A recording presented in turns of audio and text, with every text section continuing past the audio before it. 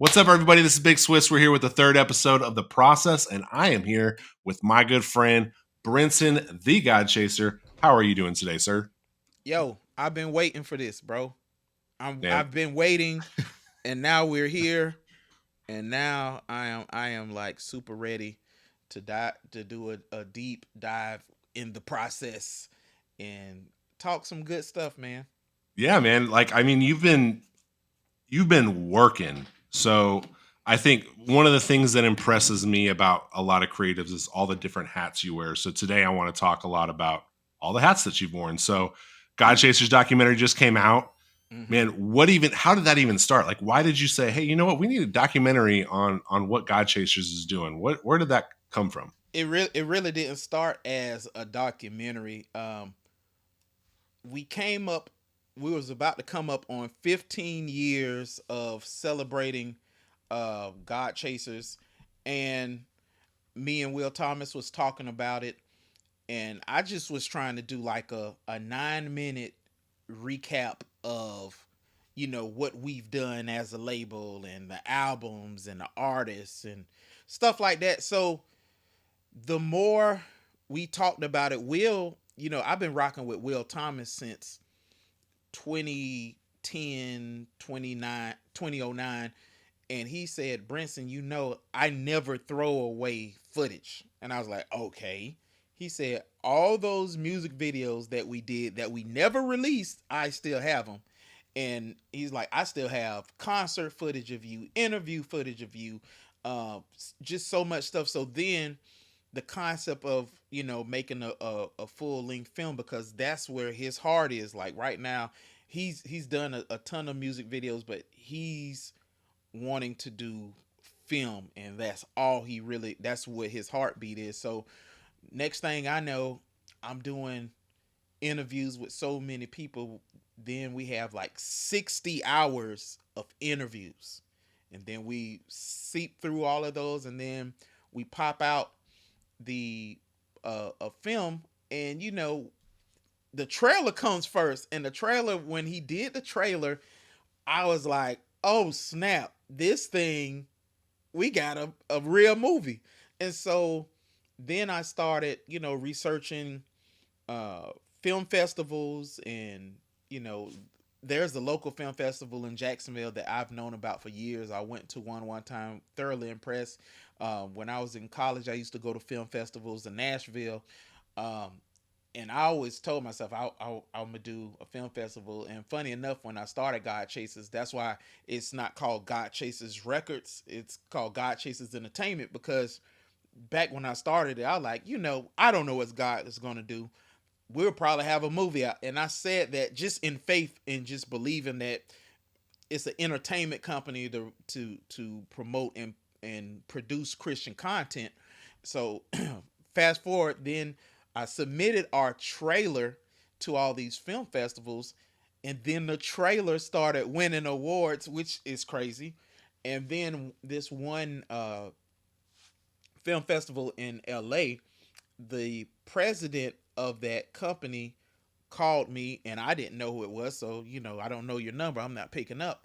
And he kept calling and calling on a Friday. So Sunday, another number from LA called. So I just picked it up, and then it was the president's secretary, and saying that the president has been trying to contact me personally, and said, can you please hold while I patch him through? Patched him through. He's asking me, are you guys done with this movie? I'm like, no.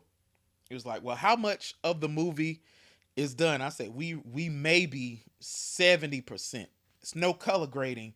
It's just we're chopping up the story. We're trying to make it cohesive.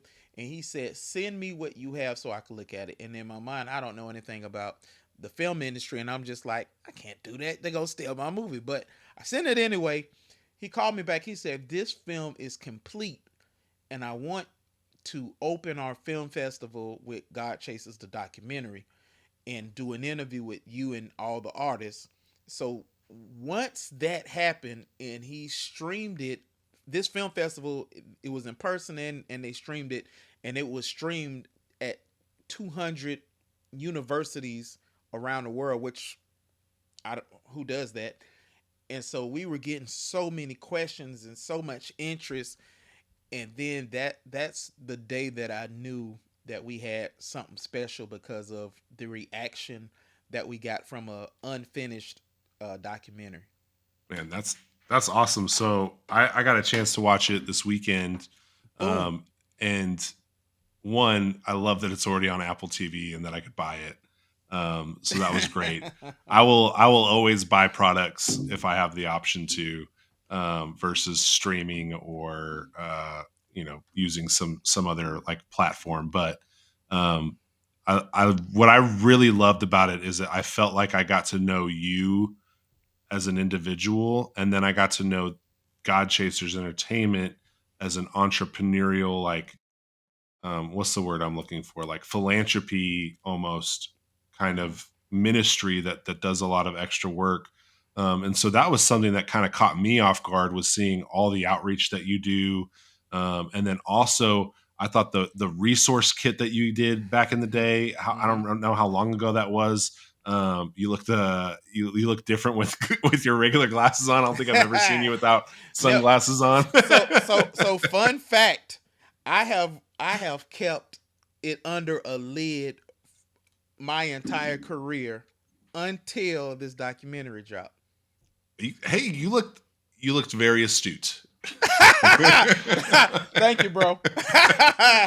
how Look, so how did that go? Like, how did that become a thing? So like, I've never seen like a devotional series based off of a hip hop album. Like, me seeing that, I'm like, wait, that exists? Like, where do I get my hands on something like that? so this is the album right here. No Other Yep. Heroes. So that was my third album. So my second album, OMG, I had a an exclusive deal with Best Buy Okay. nationwide, right? But I wanted to be in Christian bookstores, so um, I did a deal with Save the City Records. Shout out to my homeboy Derek Holm, and I'm always in the mindset of thinking, how what can I do to stand out? What can I do to, because people already have their picks, so when they see something new, they need additional incentives to try new music. And then at that time, places like Mardell, Family Christian, Lifeway, you had to have a different edge to go along with it. So I was like, well, the album, I already think it was like my best music at the time, but it didn't matter if it didn't have an incentive. So I was like, well, we're about ministry. Let's do Bible studies on these songs. And I told Will about it, and he recorded it. I got with one of my pastor friends. His name is Jason Masters. He's now the pastor of Bold City Church in Jacksonville. He wasn't at the time. It was like he was crossing over, and it was like right after that resource kick drop, he went full time in ministry. And that, and we dropped that, I think 2012 or 2013. And it just really did really good. um, there's a ton of ministries that still contact me to do uh, devotionals on my music.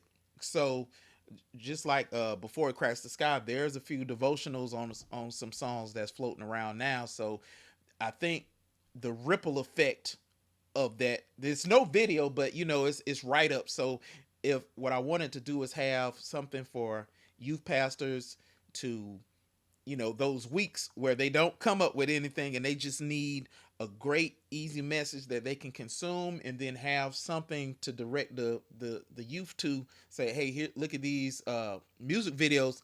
Let's talk about the lyrics, let's talk about what's said, let's dissect this and see what this guy said with the word of God, and how we can apply that to our lives. So that's how it happened. Man, that I would have loved to have something like that when I was in high school, or even just a young adult.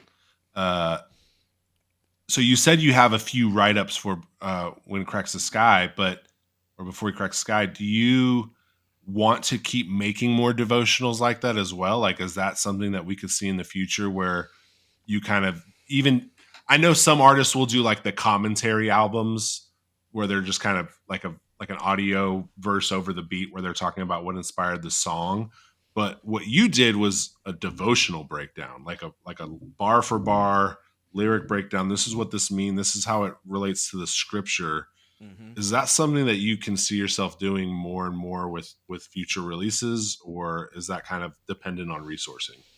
Um, I think it depends on the demand because there's devotionals for just about all the albums outside of yeah, it's a devotional for OMG, uh for let's see, 9 out of 11 of my albums. So I pretty much want to plan and do plan to try to make it not just music but a ministry tool.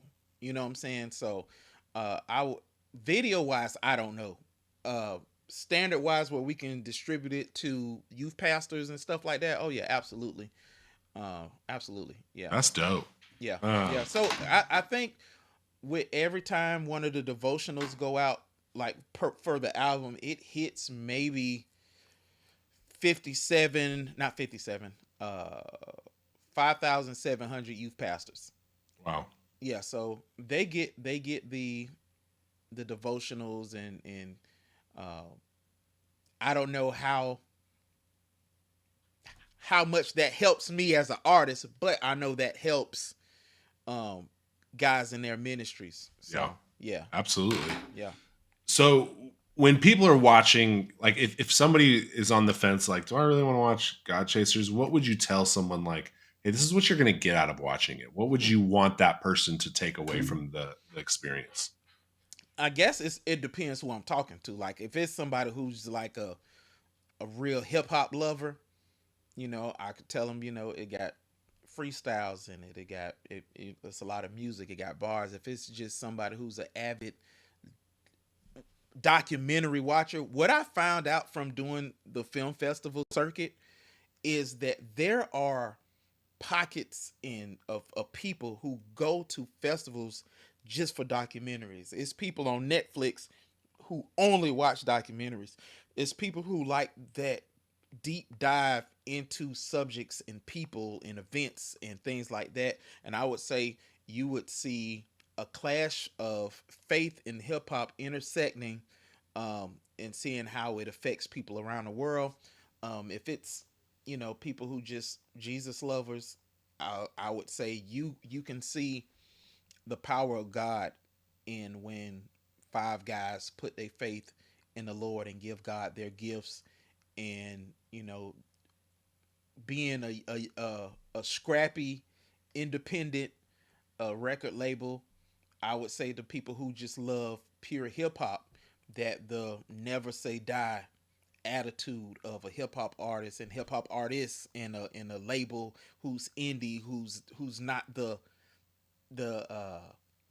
the flavor of the month all the time, guys, but the dudes who stay on the grind and make sure that the message that they have is getting out to the world by any means necessary. So I would say all those things depending who I'm talking to.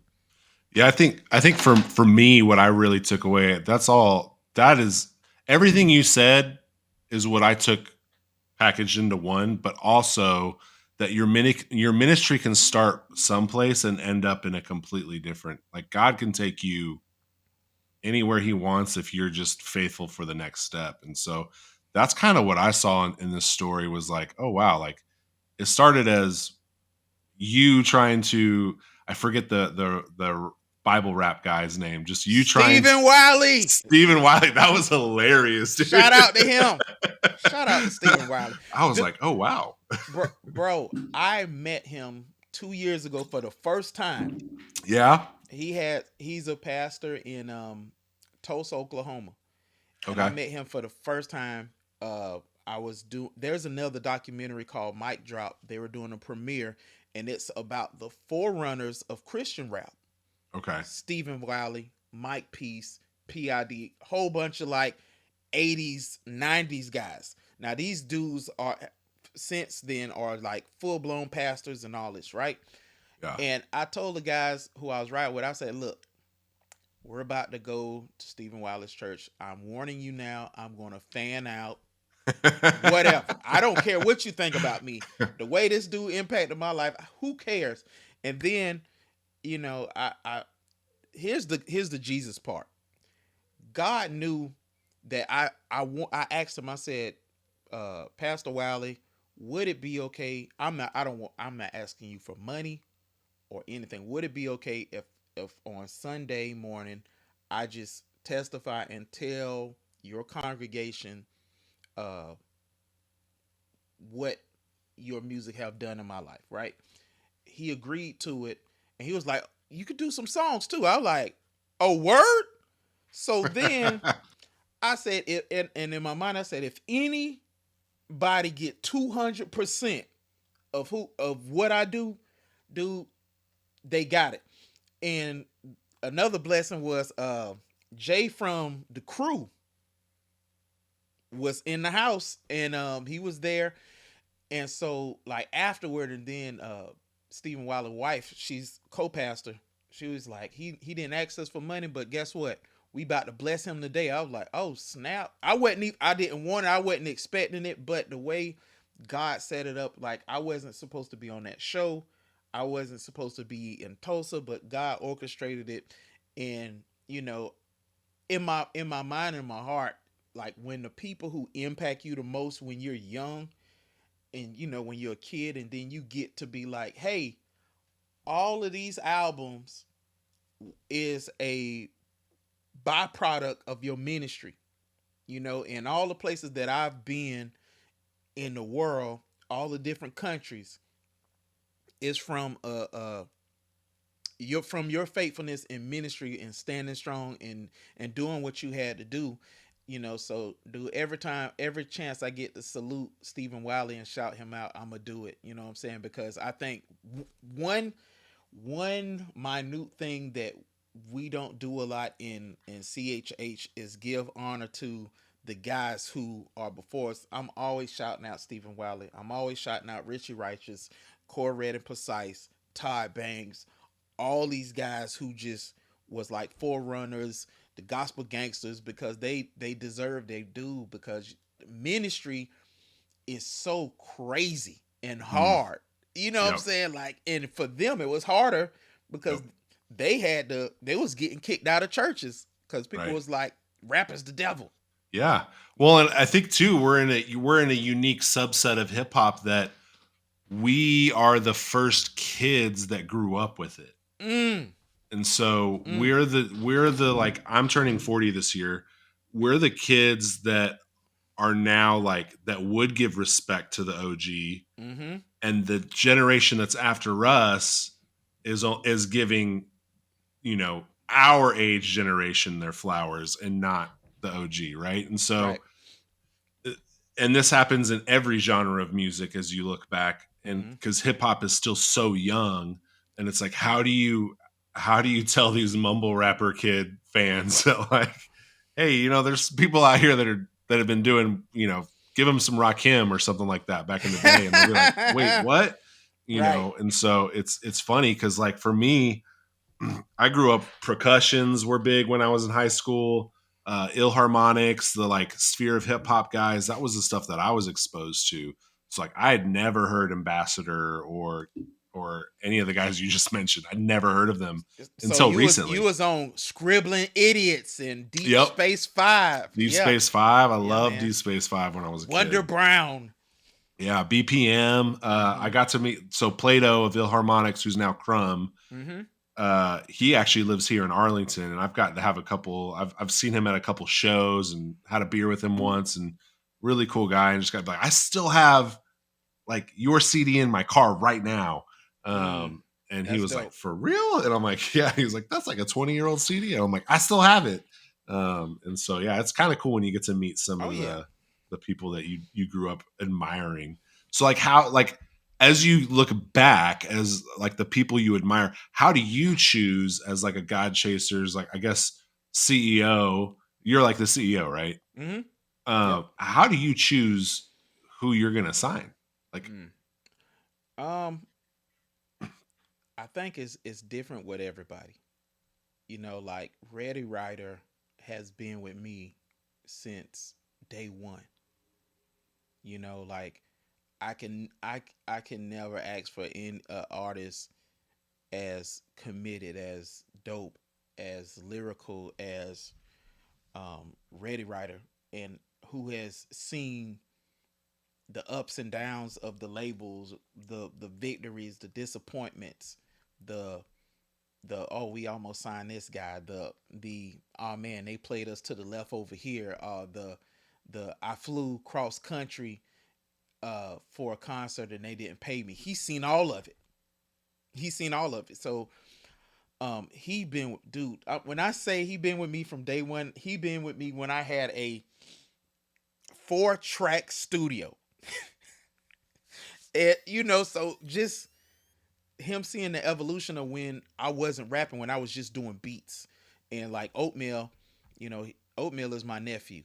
And so he was on my very first album at like 9 years old, right? I love O'Meal. He's so talented. He's so dope, right? And so him traveling with me across the country, and before he even did an album, he just was at the shows helping me at my merch tables, being faithful, not complaining, not just being crazy, just being there with me. So when he showed interest in doing it, like why wouldn't I why wouldn't I give him my full support? And Nazarite, who is Oatmeal's older brother, the interesting story with him is he was secular for so many years. He wasn't serving God. And, you know, and in my mind, I'm like, man, he see his little brother out here with me killing it. He see his little brother just serving God and increasing and growing in grace and all of this. And one day I told him, I said, hey, when you finish playing in that secular music, when you finish letting the devil whoop on you, when you finish living in sin, I could talk to him like that because that's my nephew. I'm like, when you finish the stupidity, it's a label waiting on you because I know you rap. Yep. You know,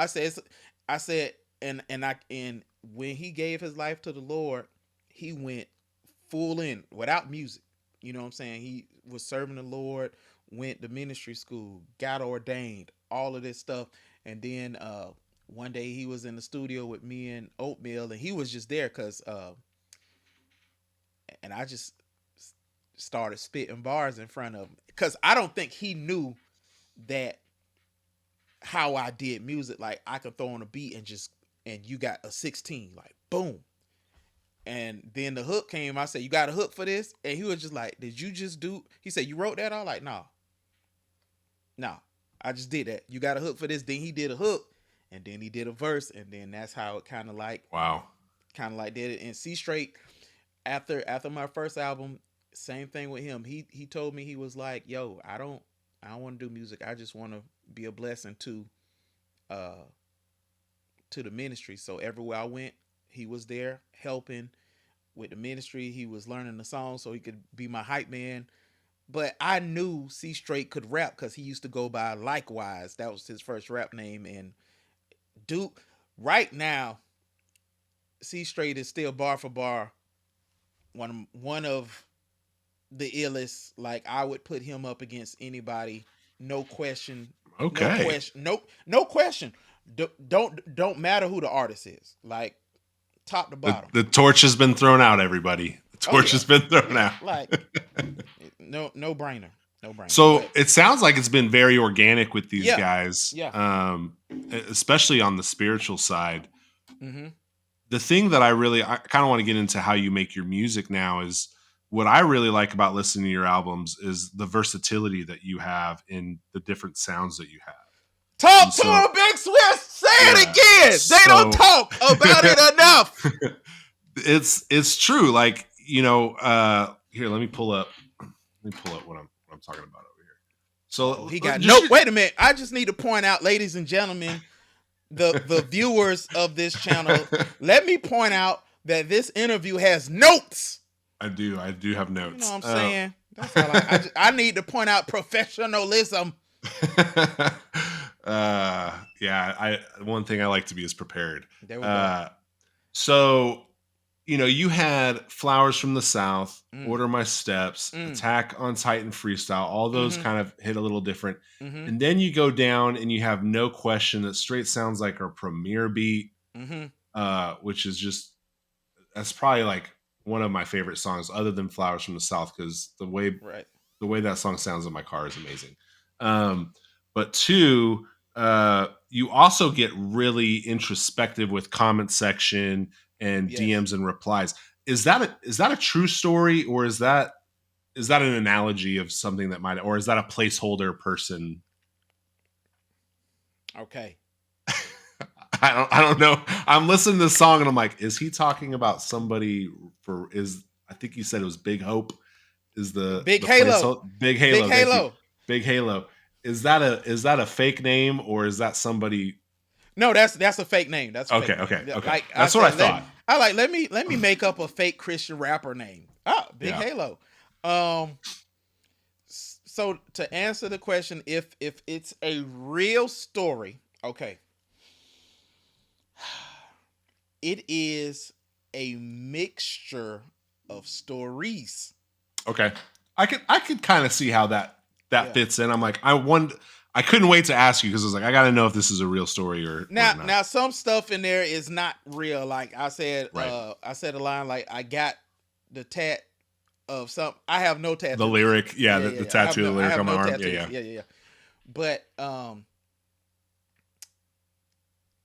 yeah, like being in Christian hip hop for the span that I've been in as a fan, I've seen a lot, A lot of fall off. a, a lot of fall off, a lot of comeback, a lot of heartbreaking stories with guys who you like, man, this album, this person's album really impacted me, or this person album helped me through a certain season of my life. Like is one guy who I still follow uh because I on the inside I got so much love for him, in one of his projects really impacted me in a very rough season in my life, but he's not who he was. I'll say that. He's not who he was.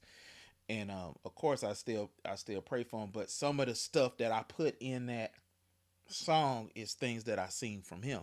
And another artist things that I seen from him.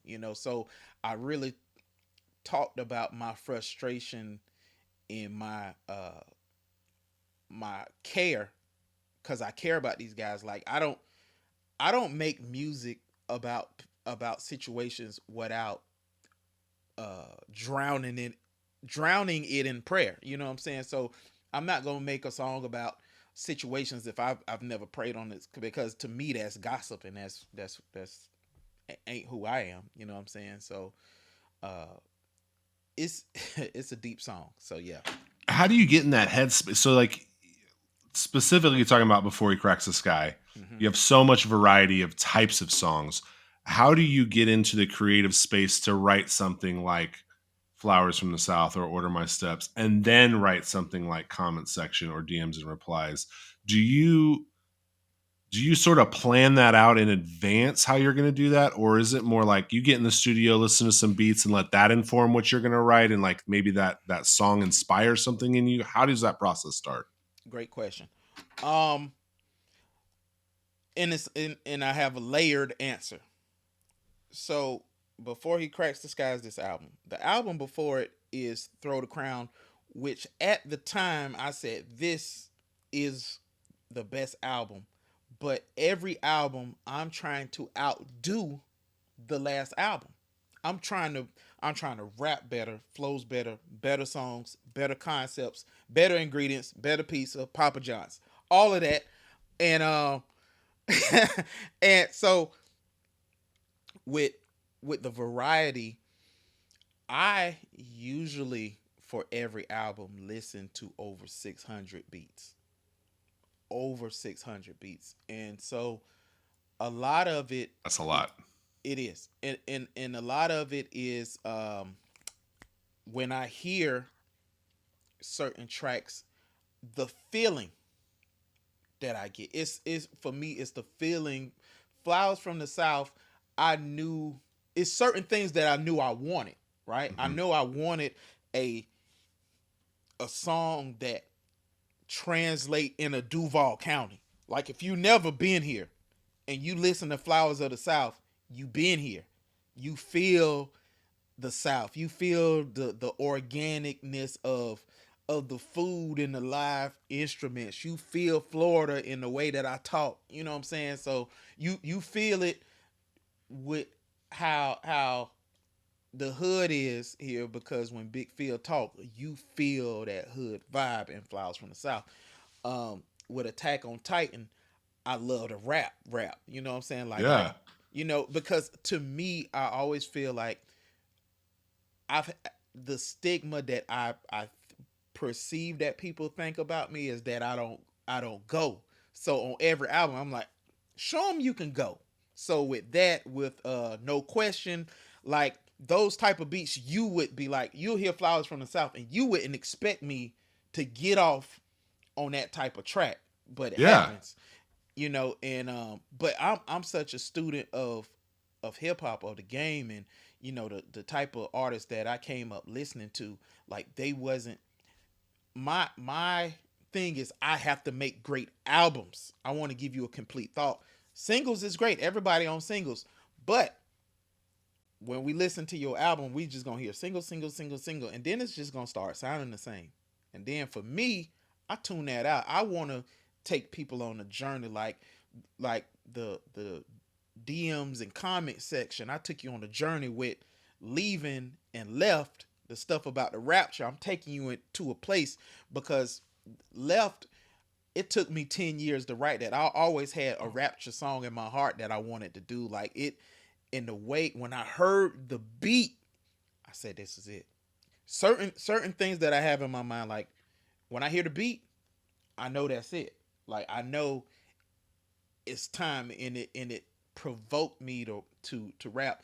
Um so this album, half of it was written, half of it was freestyle. Like the I freestyled Flower from the South. I freestyled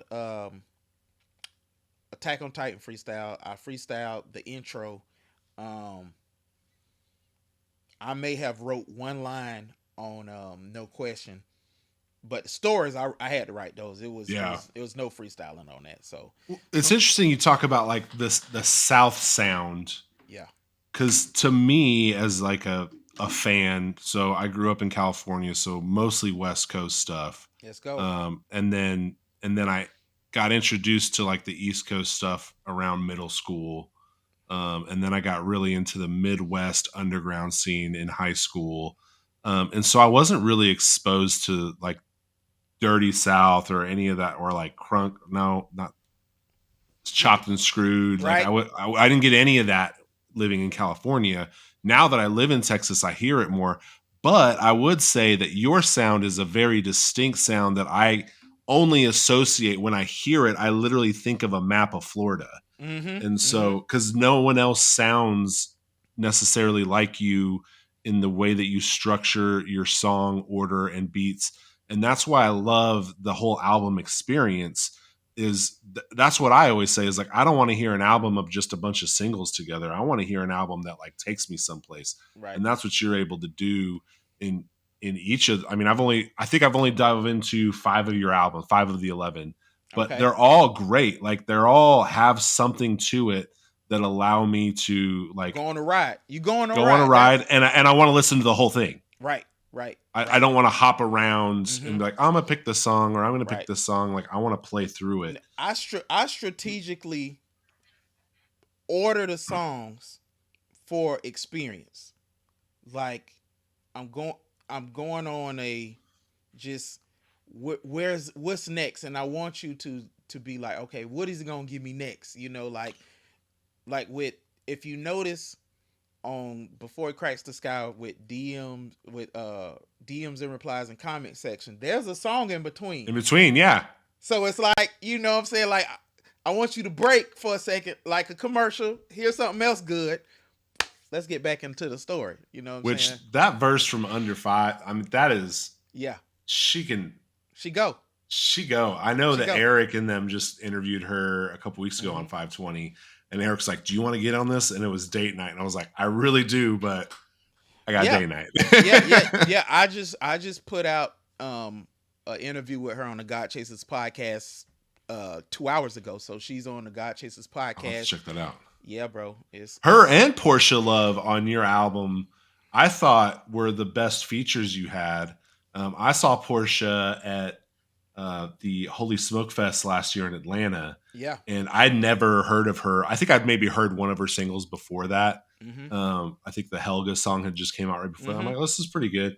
But then when I saw her live, I'm like, oh, she's gonna be big. Like she's one a stage odyssey of like she just brings like a ton of energy to the stage. Right. And then that translates into the way that she raps. And so Mm-hmm. I thought that was a good ad. And same with Under Five. Like those were, what was it like collaborating with them? How did you kind of get in the editing process with them? Was there a lot of back and forth? Well, first, I got to give props where props is due. Shout out to DJ Jeremiah from Track Stars. He put out a tweet and said this on Track Stars one time. He said, "You hip hop artists need to have more collaborations with a lot of the female artists that are doing great work." So he said that maybe 2020, 2021, and I said he's right. Because to me, I think dudes are scared to get on songs with them. You know what I'm saying? Like I've done songs with Heeson Lee before, but never on like one of my albums. So I said, this album, I want to be a part of the solution. If that's a problem, how can I help? You know what I'm saying? So, um, I hit up Portia Love. This was before the Helga song came out because I heard her featured on some other people's stuff. I was like, oh, she's dope. And I hit her up, I think on Twitter or whatever. She was like, "Oh, bro, you dope too. Like you dope too." And I was like, "Well, let's make a track," And that's really how that was. And also shout out to Angie Rose because She's on the remix, right? she's on a remix. So Yeah. for this project, it's Angie Rose, Under Five, Portia Love, and Under Five. I've known her since 2006 or maybe five when I started God Chasers because she had a album in 2005 called 1159. Big fan of it, and we're actually friends. I know her husband, all that. She been to Jacksonville. I hooked up. She's just a really great friend of mine, but we've never done music. Hmm. And this was like I was working on a mixtape, the Hillmatic mixtape that I released with Before It Cracks the Sky. Hillmatic. Anyway, Oh, I and got that it. song was supposed to be on the mixtape, and I was like, nah, this is too dope. It's This dope. I was like, this ain't no mixtape no more. She was like, what you talking about? I'm like, no, this going on an album. So us knowing each other for so long and never doing music. So since then, I'm on her album and she's on the remix of Order My Steps. You heard that too, right? Hmm. Hmm. Yeah, so she's on Order My Steps remix with Angie Rose. So um it was just good, dude. And I think more guys need to have our female counterparts on these albums. And what and shout out to Portia Love too, because when we were doing uh the songs and stuff, and before I put out the album, she had some changes, and I had no problem making changes what she wanted to do, but it came at a time where like one of my best friends from childhood just like died that same day, and uh it and funny thing, she don't know this, but I think I was so hurt. I pulled over on the side of the road and was just bawling my eyes out, just crying because the thing with it was I was crying because he died, but the second part was he wasn't serving the Lord. He wasn't and Mm. he wasn't there. So to me, it just was a double whammy. You know, I don't know what happened to him in his last seconds. He could Yeah. have repented. I don't know, but from what the lifestyle that he was living and what he was currently caught up into at the time of his demise, it really crushed me. So I was on the side of the road, bawling my eyes out, just talking to God, and she called, and I just had to kind of like shut the waterworks off, turn off Niagara Falls, and kind of like answer a call, and try to be professional, try to be whatever, and I end up telling her through text after we talked, and she was just like, "Yo, don't worry about what I'm saying. Do whatever you need to do for your mental health and all that." So, I'm always gonna salute her for that because she could have just been like an artist and been like, "I don't care about what you're going through." You know what I'm Yeah. saying? So, shout out to her for that. That's awesome. Um, gosh, I love that song. By the way, I think on before he cracks the sky. Order my steps. No questions. Probably gets the most spins, and then if I'm in the car, flowers from the south is usually on. Yeah. That's just a top down. So if I had a convertible, I would top down on that. Somebody with a convertible. Just have them to play it. Yeah, gotta call somebody. Yeah. So you also wrote a book Yeah. recently. So talking about just hats you're wearing, you're Yeah. Yeah. making Yeah. music, you're making films. And then you wrote a book, 10 things every Christian hip hop artist should know. What is the Give me the high level, like what's the takeaway from that? Obviously, you don't want to give everything away on the podcast because you want people to read the book, but I what I what is think it? Who's it for?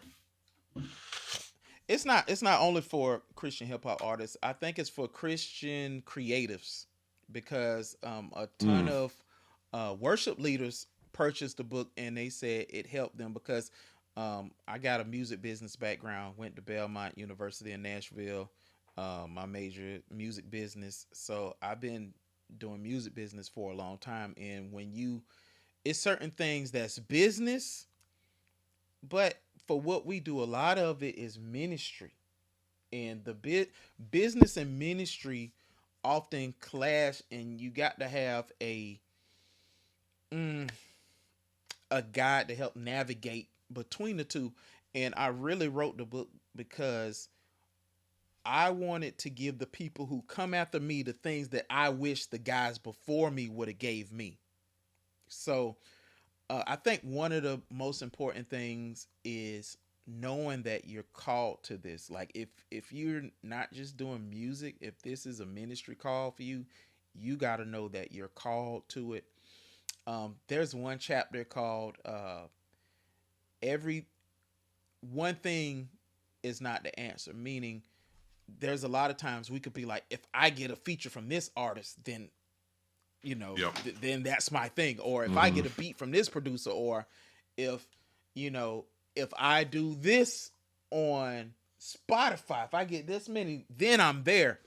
No, one thing isn't the answer. So I think that's one of the most important chapters to read in the book because you one thing is never the answer. The only surefire thing is Jesus, because he's the commander and commender. You know what I'm saying? He's the director, he's the promoter, he's all of it. So Yeah, because creatives will use that as a crutch to procrastinate.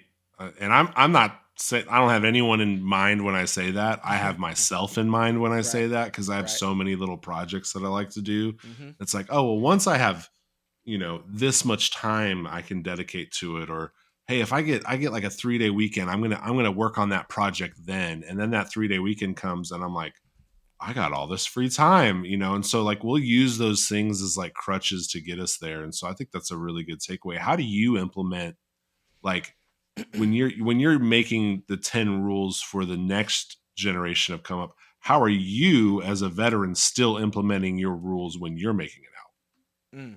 When I'm making an album, Yeah, like when you're currently in there, like how do you remind yourself of those things to just stay focused on the ministry mm. and still focus about the things that are necessarily that you need to necessarily like focus on as a business entrepreneur. So But you're mainly asking me like, how do I balance it? yeah, I don't.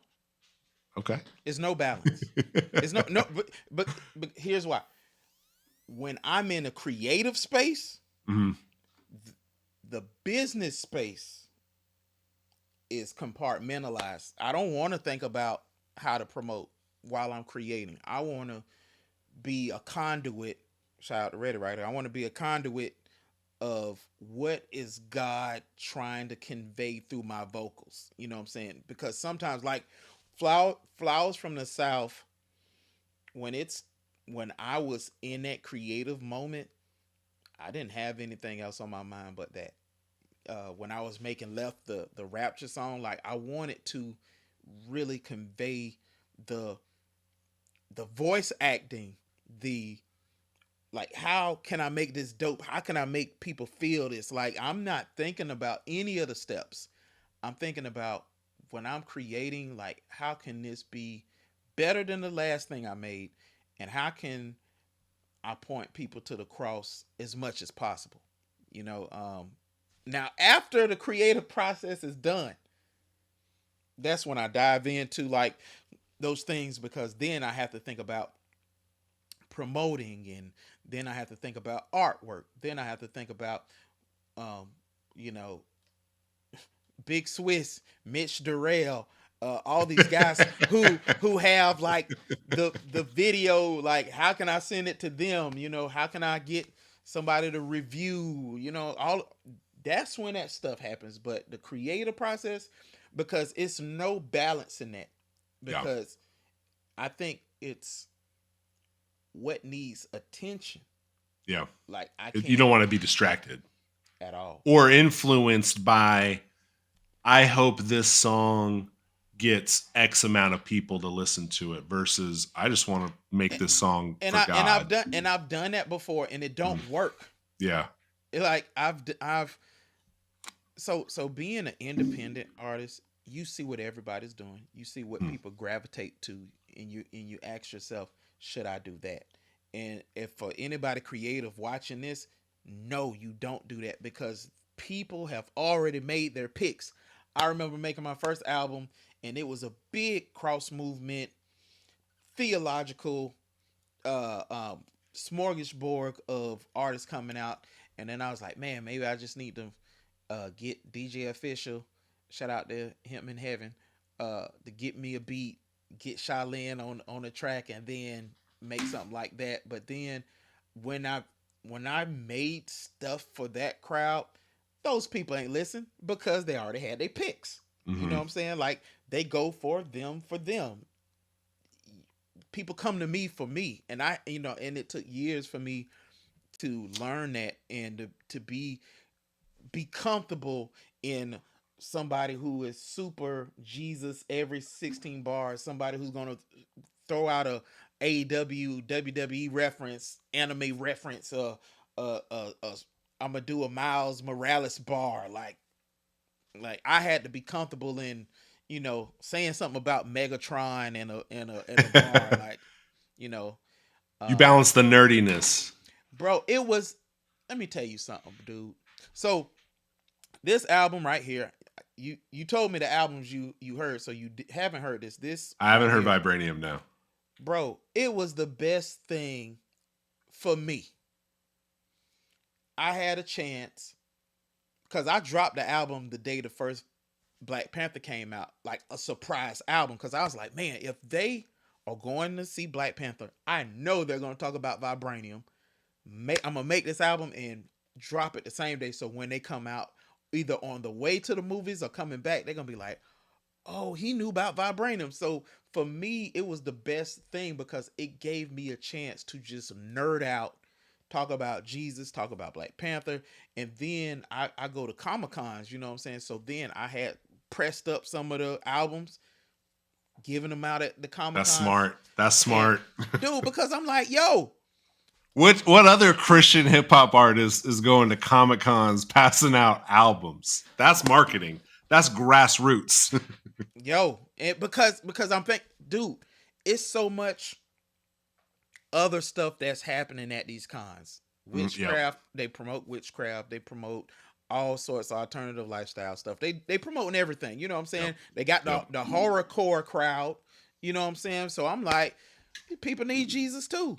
Like Yep. let me talk about Black Panther, and I made so many great contacts doing it. Like people aren't, they didn't convert, but some people respect what I did, and they was like, yo, Sunday mornings I play Vibranium.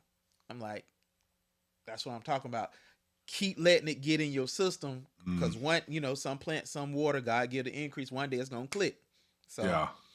so So you had Vibranium, which is based off Black Panther, and then you got Ken Lashley to do your cover art, who's a comic book artist. And when I reached out to you about, hey, who did your cover art? You told me that, and I was like, this Ken Lashley, and I think I sent you yeah, like yeah, yeah, the yeah. Darkness, because I have the whole Darkness run from the early Yep. 2000s, and he was an artist for that. And so how did you even like think like I'm gonna hit this dude up and like see if he'll do an album cover for me? Okay, so this cover here, Reversing Tomorrow, is done by a comic book artist named Armando Ramirez out of Texas. Okay. Super dope.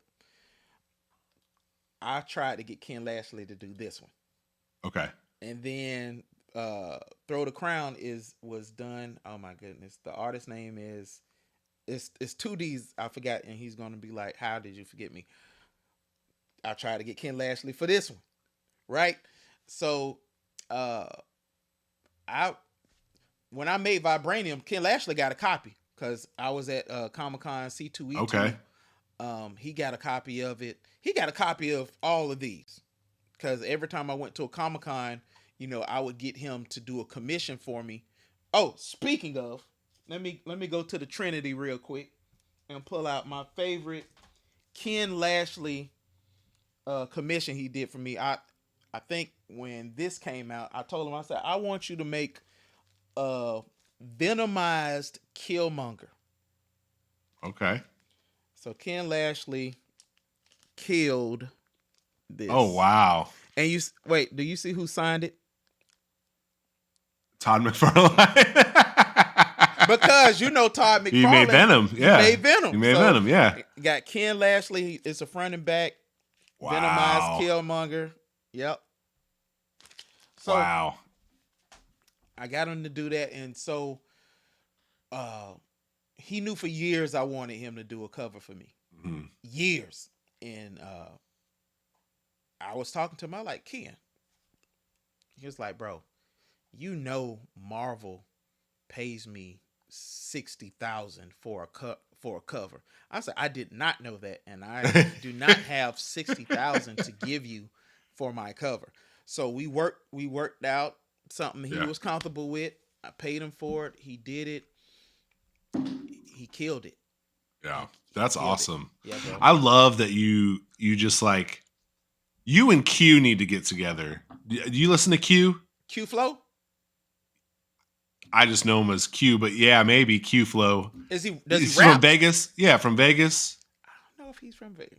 Yeah, he lives in Vegas. Was he on the Rapzilla Cypher? No, he got cut out. He like just missed it. He was a freshman nominee this year and didn't get the cut. Okay, then I don't know. I'm thinking about Q Flow. Yeah, listen. Oh yeah. I know you're thinking Q Flow from Philly. Yeah. Yeah. Shout out to TLS. Those guys are fire. Yeah. Q is a Vegas rapper. He's pretty young too, but this dude, he put out like an album like that called Chamber Saga with Cyrus Sonata. Cyrus Sonata.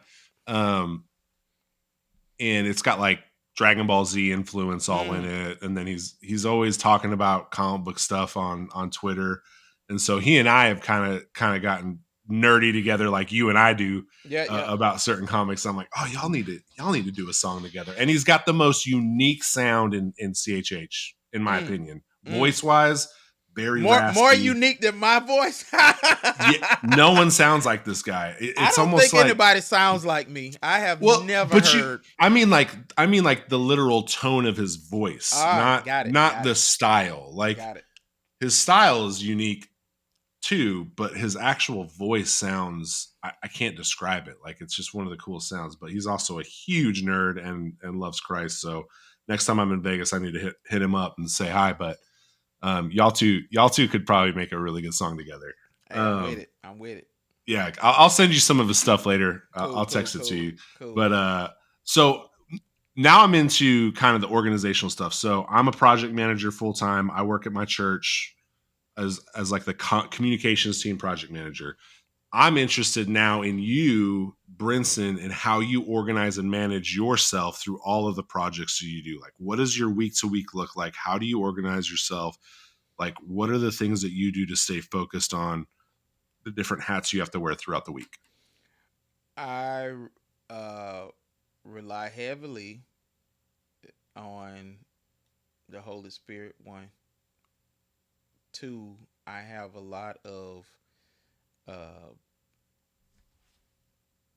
apps to help me stay organized. One thing that I've recently found out is that systems and strategies help. You need systems for your workflow of social media, systems for how I have to handle incoming requests for booking and features and all of that. Like, and then I have list of what outweighs what. You know, like I can't spend 5 hours on one thing that's time consuming that don't produce returns. Like everything. So if I get requests for features, that gets attention. Requests for bookings, that get attention. Stuff regarding, because I have a PR company helping me with God Chases the documentary. Like they're on it. Like I'm getting requests from all over the place. So some of those are time sensitive because they could be a news channel that they go on at 6 o'clock. They hit you at 4. They're like, we need to do it. So if I'm not doing like a high producing thing, I have to drop it and go to that. So it's looking at every hat that I wear, what takes precedence over other things, and then having that workflow to go that way. Like if I'm in promo mode for the documentary, so now my attention is what videos do I have to make? What posts do I have to make? How many follow ups with people who showed interest do I have to do to get as many eyes on this documentary? But then if I'm in album mode, then I have to, things take precedence, like how many beats do I have to listen to get to what I'm looking for, or who do I need to go in my Rolodex to see what makes this better. So it's the Holy Spirit helps me a lot, bro, because sometimes if you don't have the peace of God, you can get overwhelmed at the Mm, drop of a hat because yep. it's a lot, because you don't want to disappoint people. But overall, you don't want to let the Lord down. Yep. Uh, but then you don't want to put yourself in a position where you're making mistakes that's going to cut your ministry life short, because Mm. you still got to keep the lights on, you still got to pay artists, you still have to do things that generate income, you know what I'm saying? So uh Yeah. How yeah, do you stay motivated during that? Like, I love it. yeah, okay. You I, you just get energy from it. I love the creative process. My least favorite thing is probably promoting, but I love the brainstorming of it. Hmm. Like with every album, there's a story behind it. It's you haven't seen this before type thing. Like with Before He Cracks the Sky, I had maybe like 5 stories on there. I've never done it, and I've outside of people who had themed stuff, I haven't seen it, but I've Right. never done it, so it excited me. Like this is story driven album. Uh, Throw the Crown. This is Throw Everything Down, Give Your Life to Christ album. Reversing Tomorrow. this is the album that I had zero features on, so um it's a good story behind everything. So that I love the brainstorming. You put me in a room with people who are trying to do like marketing plans, I'll take off. Like I I love love that. that stuff. I love it. My short tangent, my wife and I we have like this standing double date with a friend of ours, like a couple friend of ours. And every month this restaurant does like this monthly, like every first Monday they do a thing called Uncommon Ramen, and they like kind of Mm, get these two chefs to make a one night only ramen. And mm. we were sitting there like telling the manager, like, y'all should create like a badge system where if you come all 12 months, you get like a special dinner with like a special thing. And they're like, that's a good idea. And like all that. So I love brainstorming. It's hard for me in a creative aspect though, as a project manager.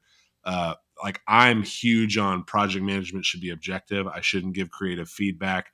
My job is to focus on the resourcing time and scope of a project. So anytime that I add like any of my creative thoughts, which I have a ton of, by the way, I feel like I'm an extra cook in the kitchen that is, you know, stopping those And other what things city from are you happening. in again? I'm in Dallas. Okay, I need to fly down there for this ramen night, bro. Dude, hey, anytime, man. You Look, come, we got guest let me rooms. let me know when that special ramen day is, dude. Like you now you're talking my language. Like, dude, I'm going to Japan in July. So Oh, look, sick. oh man, like special ramen, talk to me. Yeah, I'm it's ready. so good. The problem is I don't want it in the summer because it's too hot to eat ramen when it's. I You don't want to do eat it at ramen at night. 100 You do it at degrees. night. You do it at night. Yeah, but it's still like 100 degrees at night out here. You gotta get something good. Like I I ain't had trying to sweat in the ramen. I'm for it. Year round. So, like, when you're in those brainstorming meetings and you're trying to think of how you're going to promote your album or even just a, a record, movie, book, who are the people in the room with you and how do you bounce off those people?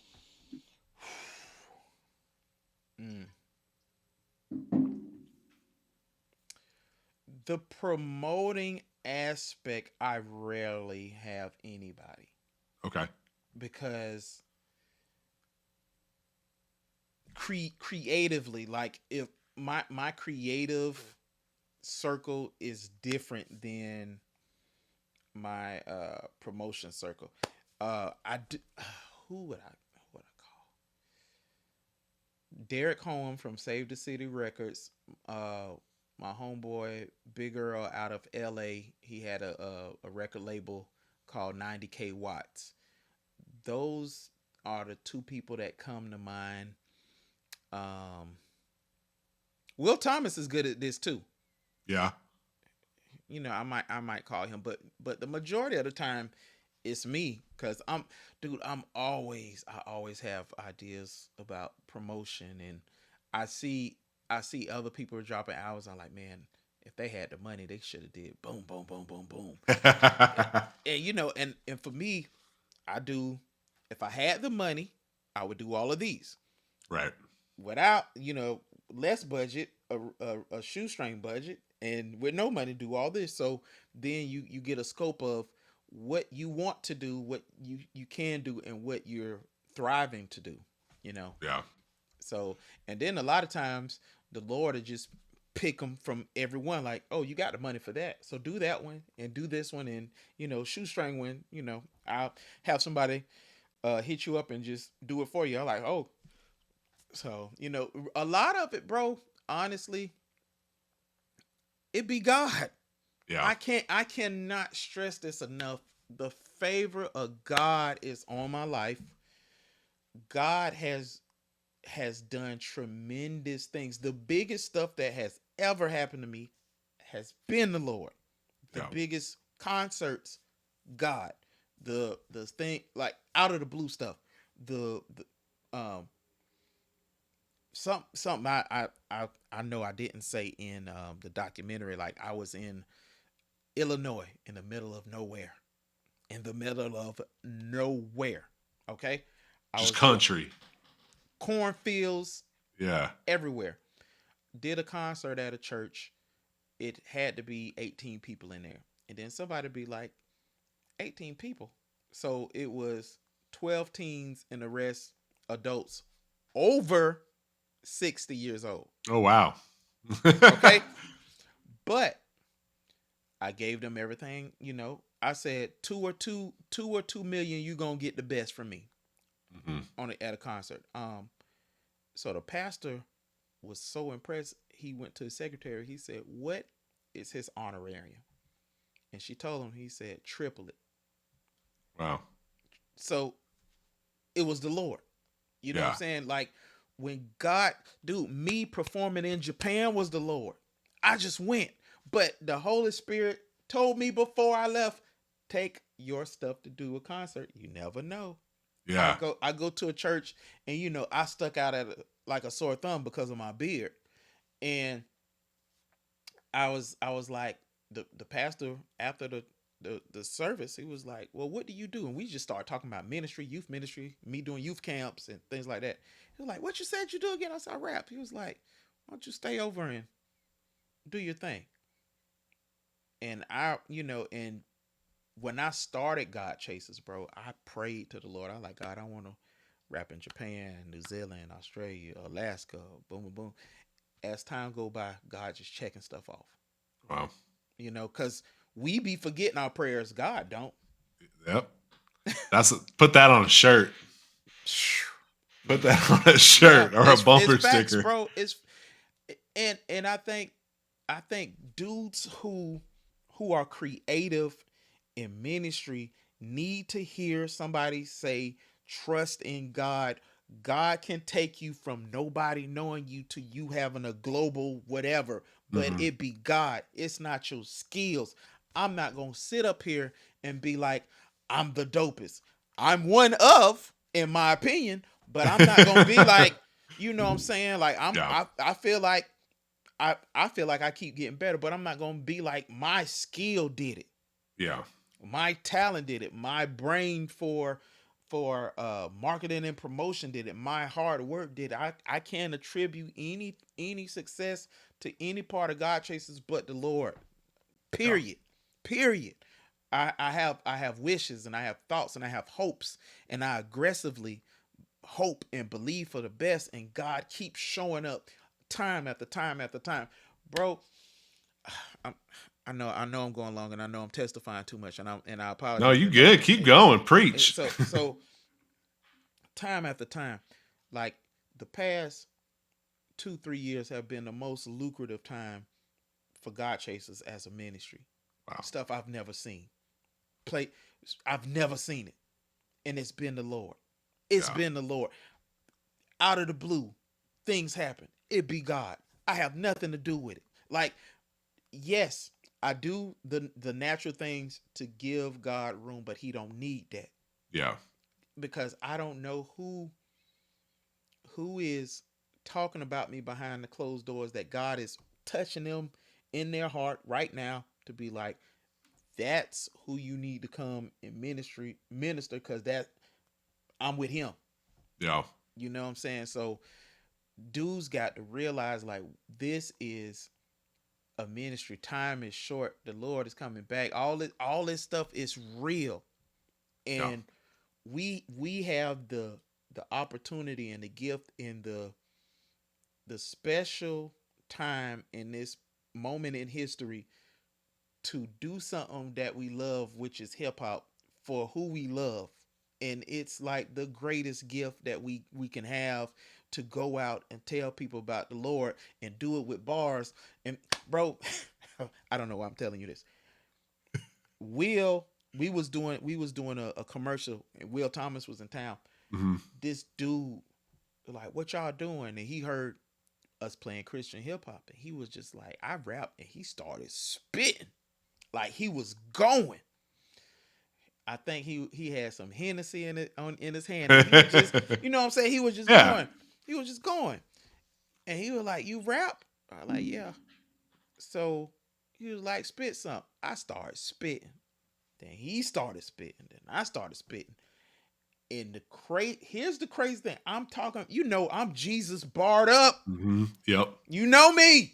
Jesus Yep. barred up. So in the middle of this, dude, while he's rapping and freestyle, starts repenting. Wow. Did Will catch that on camera? Yes. I want to see that. I want to see it.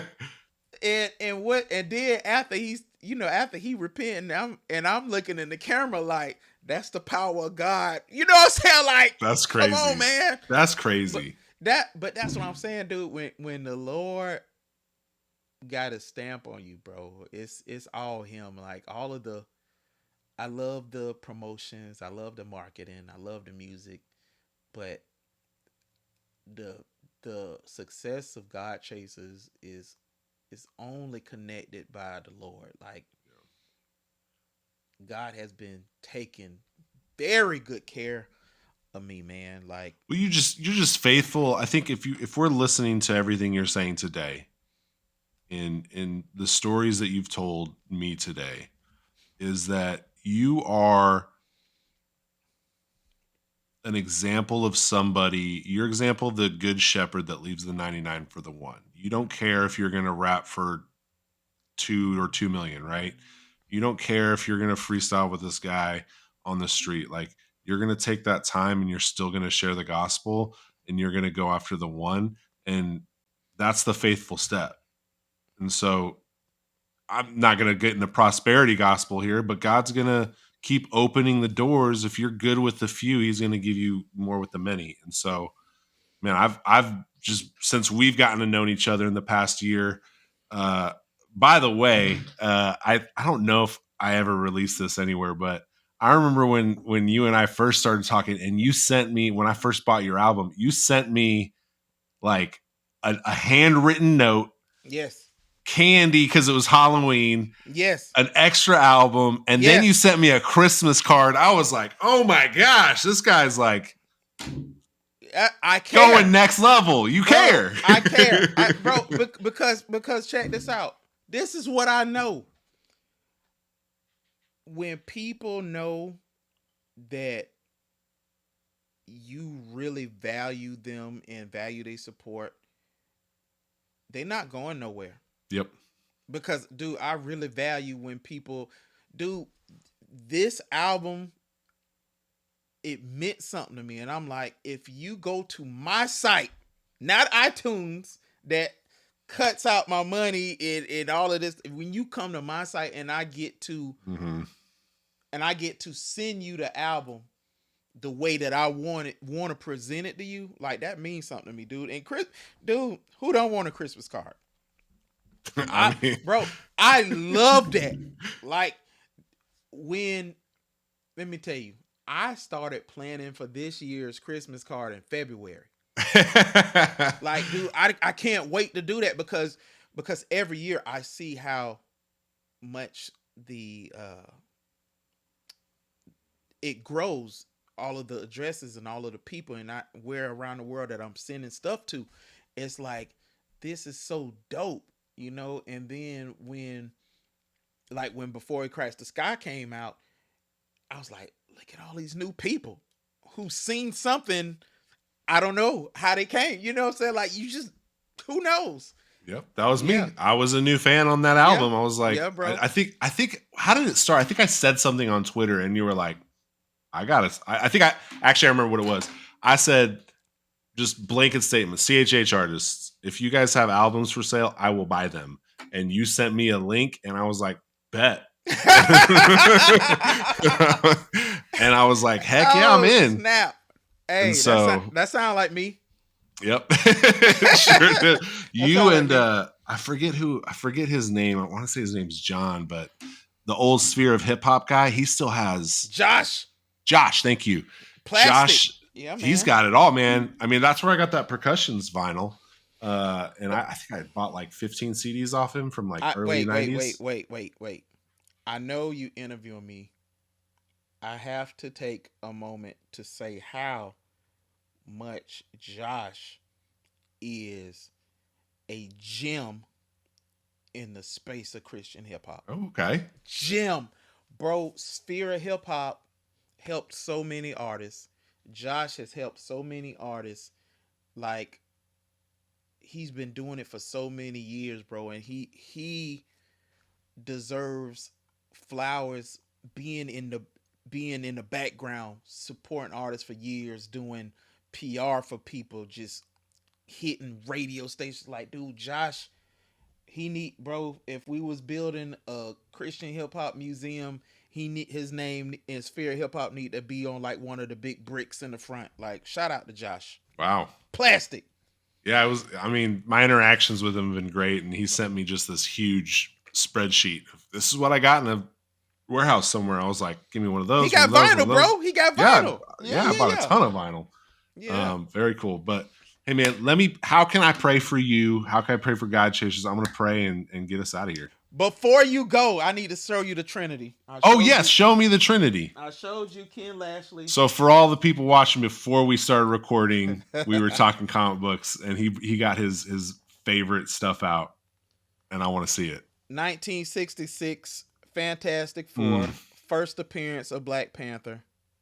Encapsulated. You've seen the Ken Lashley, and the last one is Black Panther #1, signed by Stan Lee. Oh, wow. This is a Dubai variant, so you had to be in Dubai to get this. I wasn't in Dubai, but somebody was. Very nice. 4 signatures, Stan Lee. That's the Trinity, bro. Man, mine would be right above me here. I have the 1966 Batman series Blu-ray edition. I got Adam West to sign that. I got to meet Adam West before he died.